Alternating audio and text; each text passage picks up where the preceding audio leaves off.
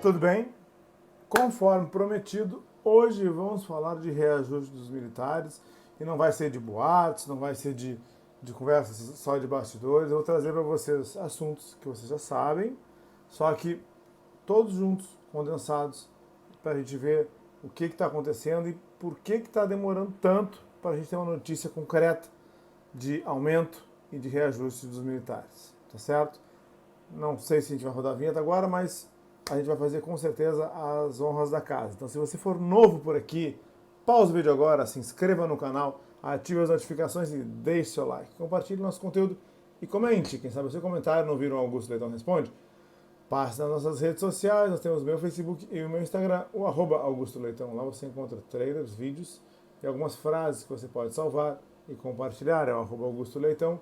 Me segue por lá também. Conheça meu site, augustoleitãoadvocacia.com.br e faça tudo isso que eu falei para que o YouTube entenda como relevantes nossos vídeos, como relevante nosso conteúdo, entregue ele sempre para você e para mais e mais pessoas. Eu quero deixar com vocês o nosso e-mail, atendimento@augustoleitãoadvocacia.com.br, para quem não anotou, atendimento@augustoleitãoadvocacia.com.br. Muito bem, a gente vai passar agora para o início do nosso assunto. Só lembrando aos senhores que temos no dia 27 de março, quarta-feira, às 19h30, aqui no canal, uma live com o doutor Eduardo Gazilha. E o link está aqui na descrição. O doutor Eduardo Gazilha é presidente da Comissão de Direito do Consumidor da ABA Rio de Janeiro. Ele vai falar sobre empréstimos consignados, margem consignada, margem negativa, empréstimos em estoque e superendividamento. Há a possibilidade de sair dessa condição de essa bola de neve de 3, 4, 5, 6, 8 linhas de empréstimos? Todos conseguem? Nem todos. Vamos ver os requisitos. Ele vai tratar desse assunto conosco ao vivo. E você vai poder interagir, você vai poder conversar conosco. E o link dessa live já está aqui disponível. Você já guarda o link. E aí não esquece que no dia 27 vai ter essa live aqui conosco, tá bom? Vamos começar o nosso assunto, gente? Vamos lá. Seguinte, falando sobre lá a Lei 13954, vocês já conhecem, ela trouxe um grande reajuste de adicional de habilitação. Na verdade, foi o que se chamou de reestruturação da carreira dos militares, que ela criou contribuições, arrecadou muitas contribuições, criou contribuição para pensionista, arrecadou vários valores para o Tesouro Nacional e, em contrapartida, ela concedeu alguns benefícios a alguns militares, e não a todos os militares, como vem sendo dito por aí. Ela trouxe, por exemplo, a majoração, o aumento do adicional de habilitação de quem já tinha altos estudos 1 e altos estudos 2. Subiu de quem tinha altos estudos 1 de 30% para 73%, mais do que dobra. Isso sobre um soldo de major, de tenente-coronel, de coronel, de oficial-general. É muita diferença. Esse aumento do adicional pode chegar até R$9.000 só de adicional de habilitação. Então, não foi pequeno o reajuste que houve. Tá? Então, do adicional de habilitação. Tá? Então é o seguinte, aqueles outros militares que tinham adicional de habilitação correspondente a altos estudos 2, aumentou o percentual de 25% para 68%, escalonado em 4 anos. Tá? Acontece que todo mundo que não tinha esses adicionais, e aí eu estou falando de mais de praças do que de oficiais, porque há a possibilidade de praças fazerem cursos de altos estudos, mas todos conseguem? Não, muito poucos conseguem, especialmente na Marinha e na Aeronáutica, que só foram disponibilizar cursos de altos estudos para praças em 2018, 2019. Tá? O Exército disponibilizou antes, mas mesmo assim foi muito tarde, 15 anos depois da medida provisória. Já podia ter disponibilizado em 2001, 2002, né? E foi esperar todo esse tempo. Bom, então aconteceu um grande aumento do adicional de habilitação para quem já tinha e deixou pelo meio do caminho aí pessoas que tinham, por exemplo, o adicional de habilitação correspondente à especialização, que era de 16%, subiu só um pouquinho para 27%. É pouco, é muito pouco.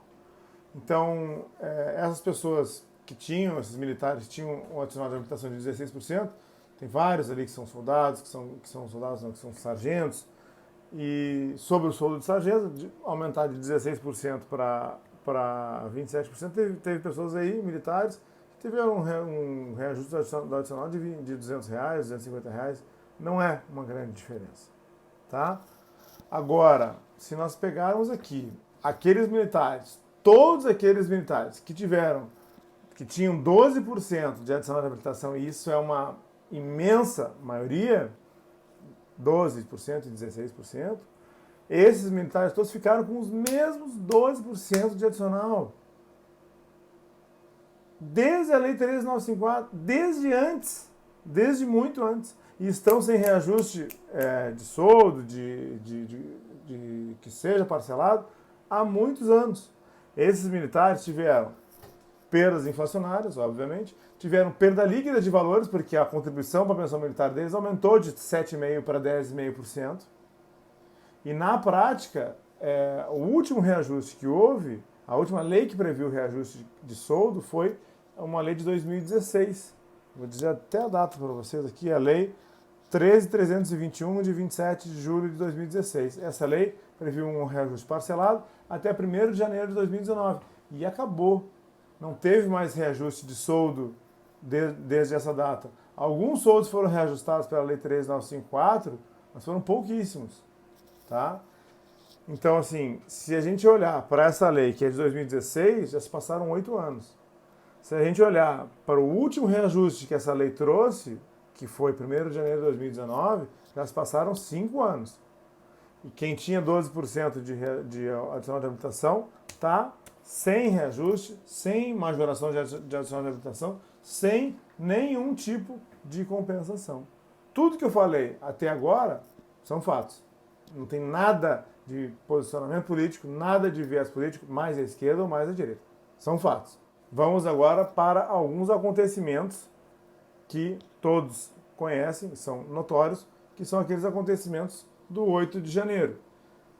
Depois do 8 de janeiro, se gerou um grande clima de desconfiança entre as Forças Armadas de um lado e o Poder Executivo, o Presidente da República, de outro lado. Aí houve troca da cúpula dos militares, houve uma troca de cargos no alto escalão, ok?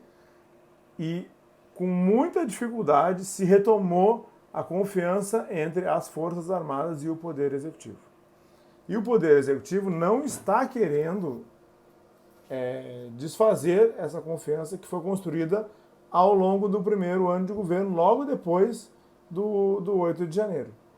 Então, por exemplo, aquele projeto, que não foi um projeto escrito, mas aquela ideia legislativa que mandaram para o Presidente da República para que ele fizesse um projeto de lei acabando com as pensões militares, limitando as pensões militares, tirando pensões militares das filhas e fazendo uma série de modificações, não foi para frente. Tudo que o presidente hoje não quer é se indispor com as Forças Armadas. Ele demorou para conseguir, aos poucos, compor um mínimo de confiança entre o Poder Executivo e as Forças Armadas. Mas e o reajuste? O que está acontecendo essa semana? Vocês estão acompanhando os noticiários. Estão acontecendo vários depoimentos dos comandantes das Forças Armadas, outros militares também do alto escalão, falando sobre o 8 de janeiro, falando sobre a intenção, as reais intenções do 8 de janeiro, o que tem naquilo de verdade, o que não era verdade. E aquilo, um mesmo depoimento, vem sendo recebido de maneiras diferentes pela população. Por quê? Porque a população continua polarizada. Assim, aparece menos porque a gente não está próximo da época eleitoral, que já vai começar. Com relação a prefeitos e vereadores, já vai começar. Mas tem aparecido menos. Continuamos num ambiente totalmente polarizado. E aí um mesmo depoimento, uma mesma notícia, dependendo de quem veiculou a notícia, é recebido por metade da população como verdade, por metade da população como fake news, porque ainda estamos em um ambiente completamente polarizado. E aí, em uma semana que, junto com os depoimentos, o STF levanta o sigilo de boa parte dos processos que estão apurando os fatos do dia 8 de janeiro, um pouco antes disso, A Lei 13.954 foi questionada na Câmara dos Deputados, no plenário da Câmara dos Deputados, como tendo sido uma forma de financiamento de apoio do alto escalão dos militares ao antigo governo. Verdade? Agora eu quero que você me diga. Você está polarizado? Está aberto à discussão? Tudo tem que ter sempre dois lados? O que eu estou dizendo a vocês é o seguinte: está sendo discutido na Câmara dos Deputados a questão de esses reajustes altos e voltados mais ao alto escalão do que a grande parte da tropa poderem ter sido uma forma de financiamento de apoio ao governo anterior. Se foram, se não foram, se foi uma forma de apoio, se não foi, se isso aconteceu ou não, não sei, mas que, em regra, os militares com menor renda, com menos cursos e em especial, os militares praças, saíram com mais sequelas da Lei 13.954. Isso é outro fato. Eu fiz enquetes, eu participo de muitos grupos no Instagram, no Facebook, com militares, com pensionistas militares. Eu atendo todo dia no meu escritório praças oficiais. Em regra, os praças, especialmente com relação aos cursos, foram mais prejudicados que os oficiais. Ninguém está aqui para fazer nós contra eles e fomentar mais discussão, porque já existe isso. Isso não deve ser majorado, tá? Não deve ser alimentado. Qual é o desafio do Poder Executivo hoje? O Poder Executivo precisa dar um reajuste para as Forças Armadas, certo? Certo. Só que quando o ministro da Defesa foi pedir um reajuste para as Forças Armadas minimamente de 9% no ano passado, a ministra da Gestão disse: não, os militares já ganharam reajuste. Até do último governo ainda estão reajustando. Só que ela estava falando do quê? Ela tem um fundo de verdade, um fundo de razão. Ela estava falando do adicional de habilitação, só que o adicional de habilitação atingiu um pequeno percentual da tropa, com muito dinheiro, um pequeno percentual da tropa, e o grande volume de militares com 12% de adicional ficou com os mesmos 12%, e teve perdas, além das inflacionárias, perdas líquidas, majoração da contribuição, tudo isso. Alguns tiveram um pequeno aumento ali de 16% para 27% sobre soldos menores. E o alto escalão teve uma grande majoração do adicional de habilitação. Ou seja, precisa se resolver a questão dos militares que ganham menos hoje. E aí, como é que isso vai ser feito? Precisa dar um reajuste? Precisa. Precisa de dinheiro para dar esse reajuste? Precisa. Precisa desmistificar isso de que os militares acabaram de ganhar aumento, porque não acabaram de ganhar aumento. Uma pequena parcela ganhou. E o governo tem esse desafio pela frente, que é ter que dar um reajuste para os militares, mas ao mesmo tempo que ele tem que dar um reajuste para os militares, ele tem o receio de que qualquer tipo de aceno aos militares ou reajuste aos militares possa aparecer uma nova compra de apoio, uma nova compra de votos, para quem acredita que houve compra de votos, compra de apoio dos militares. Porque metade da população acredita que não. Agora, de tudo que eu falei, o que eu penso? Essa semana que estão acontecendo todos esses depoimentos, levantamento de sigilo, tudo isso que está acontecendo e está havendo novas tensões com relação à relação do Poder Executivo com as Forças Armadas, tudo isso que está acontecendo está atrasando as negociações para um posterior reajuste. Então, primeiro resolve isso, depois a gente fala de aumento. Porque vinha acontecendo negociações no ano passado, no meio do ano passado, entre ministro com ministro, os próprios militares com o presidente. Isso vinha acontecendo e aí foi até o final do ano, novembro, e parou. Esse ano ninguém falou de aumento, ninguém falou de reajuste, em nenhum site confiável, em nada de projeto de lei, medida provisória, mencionando qualquer tipo de reajuste. Nada dos grupos que eu participo, e não são poucos, falando sobre reajuste, nada de notícia concreta sobre reajuste de militares. Inclusive, as negociações que havia do Poder Executivo com os servidores públicos federais, que estavam bem adiantadas, mas um queria conceder 9%, eles queriam receber 34%, e até isso esfriou por falta de orçamento. Então, eu vejo que o reajuste dos militares hoje, seja 2004, 2005, 2024, 2025, 2026, qualquer que seja a data que isso irá acontecer, ou uma lei que passe hoje e ela se torne um aumento escalonado, sei lá, 5%, 10%, particionado aí em 3, 4 anos, como era feito no passado, passa por vencer os problemas do orçamento, passar essa fase de investigações, que ela é necessária, mas ela está acontecendo e vem tensionando e esfriando as negociações nesse momento. O julgamento da sociedade civil vai dizer, poxa, de novo aumento para os militares, estou falando aí de outras categorias ou de servidores que possam vir a questionar isso, e de uma decisão do presidente da República de conceder ou não conceder. Eu trouxe um histórico, trouxe um apanhado de informações, trouxe fatos que vocês já conheciam e trouxe o meu posicionamento sobre o que está atrasando as negociações de reajuste dos militares. Você concorda com isso? Você discorda disso?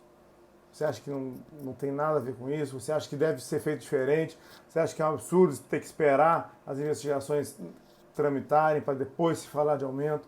Comenta aqui para mim, fala comigo aqui, traz o seu posicionamento, depois a gente vai ter Augusto Leitão Responde, talvez eu faça uma live só disso para a gente poder falar e interagir mais diretamente. Coloca tudo nos comentários, tá bem? Lembrando a vocês, duas coisas. Dia 20 de junho vai ter o seminário da Comissão de Direito Militar lá no Clube Militar, só que não vai ser na Lagoa, vai ser no centro. E eu vou avisar vocês, vou veicular para vocês aqui link de inscrições, quem são os palestrantes. Tivemos sempre dois eventos maravilhosos no passado e vamos continuar fazendo dessa forma. Então, já guarda a data, 20 de junho, tá? No Clube Militar, lá do centro. Lembra, não vai ser no da Lagoa. E dia 27, a gente vai ter a live com o Dr. Eduardo Gazilha, que ele é especialista em Direito do Consumidor. Ele é presidente da Comissão de Direito do Consumidor da ABA Rio de Janeiro. E ele vai falar sobre empréstimos consignados, vai falar sobre margem consignável, empréstimos em estoque e sobreendividamento. Vai ser uma live aqui comigo e você vai poder participar ao vivo, online, fazendo perguntas, fazendo comentários, aqui na quarta-feira, dia 27 de março, às 19h30. Um abraço a todos, fiquem com Deus e até o próximo vídeo.